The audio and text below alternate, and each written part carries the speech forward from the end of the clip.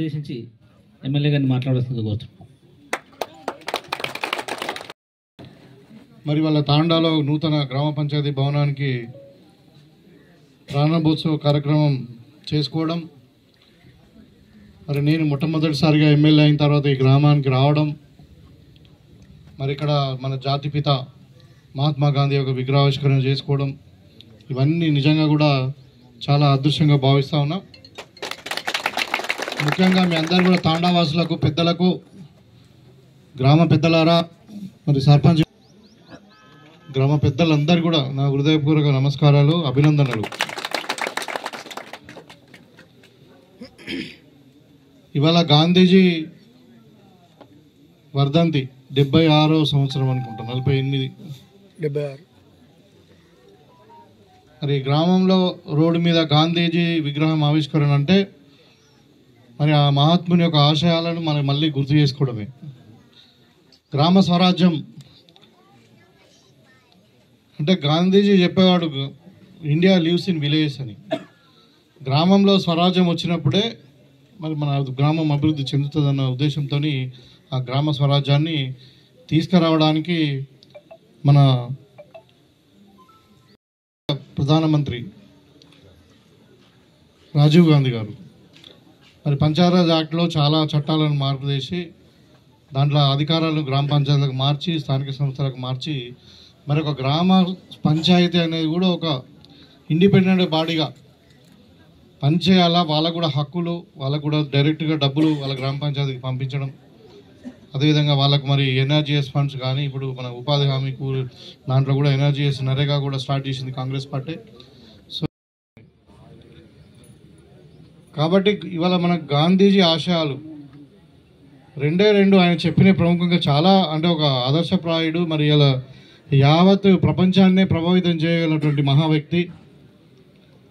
మరి బ్రిటిష్ వాళ్ళతో మనం పోరాటం చేసి స్వాతంత్రం తెచ్చుకున్న తర్వాత వాళ్ళ భావజాలాన్ని గిట్టని వాళ్ళు కొంతమంది ఆయనను హత్య చేయడము, ఇవాళ ఆ గాడ్స్ని కూడా పూజించే పరిస్థితిలో కొంతమంది ఉన్నారు మన దగ్గర. అది చాలా దురదృష్టకరం.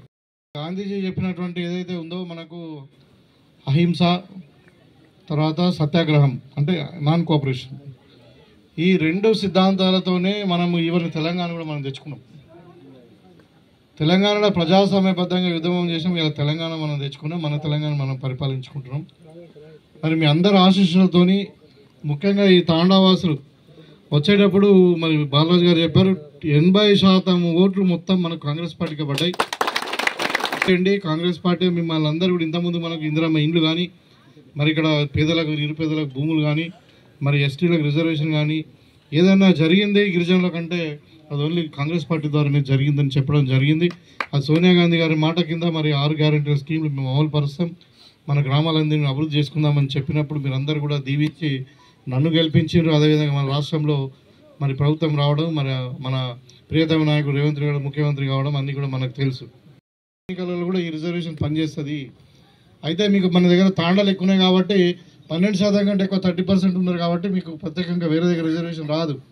మన తాండాలో మనమే ఉంటాం కాబట్టి సరే ఏదేమైనా ఇలా తెల్లారి ఉద్యోగులైనా ఇంకేదైనా ఇవాళ ఈ తాండా నుండి చాలామంది విద్యావంతులు ఉన్నారు, ప్రభుత్వ ఉద్యోగులు ఉన్నారు, ఉన్నత స్థానంలో ఉన్నారంటే అది కాంగ్రెస్ పార్టీ క్రెడిటే.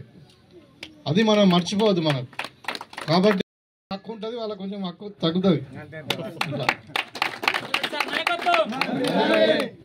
మీ అందరు కూడా మరి మరొకసారి శుభాభివందనాలు తెలియజేస్తూ, ఈ గ్రామ పంచాయతీ చాలా చూసాను, మంచిగా చక్కగా వాస్తుగా ఉంది, చక్కగా కట్టారు. మరి సర్పంచ్ గారు మీరు మళ్ళా ఎన్నికలు ఇప్పుడు లేవు కానీ అంటే మన మనకు సెక్రటరీ పరిపాలన వస్తుంది, మళ్ళీ కొన్ని రోజుల తర్వాత ఎన్నికలు అవుతాయి. మరి ఈ గ్రామ పంచాయతీ ద్వారా, ఈ కార్యాలయం ద్వారా ఈ గ్రామం అన్ని విధాలుగా అభివృద్ధి చెందాలని కోరుకుంటూ మీకు అందరూ కూడా శుభంగా కలగాలని కోరుకుంటూ సెలవు తీసుకుంటా ఉన్నాను.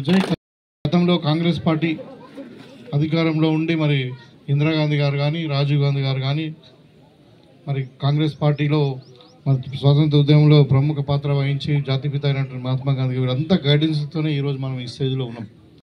మనం ఏం చెప్పినాం, మన తెలంగాణలో గిరిజనులు ఎక్కువ మంది ఉంటారు, అయితే 6% ఉంటారు. మరి ఆంధ్రప్రదేశ్ అంతా కూడా కలిస్తే మరి తెలంగాణ ఏర్పడితే గిరిజనుల సంఖ్య పెరుగుతుంది, మరి వాళ్ళకు అనుకూలంగా 12% రిజర్వేషన్ ఇస్తామని చెప్పినాం.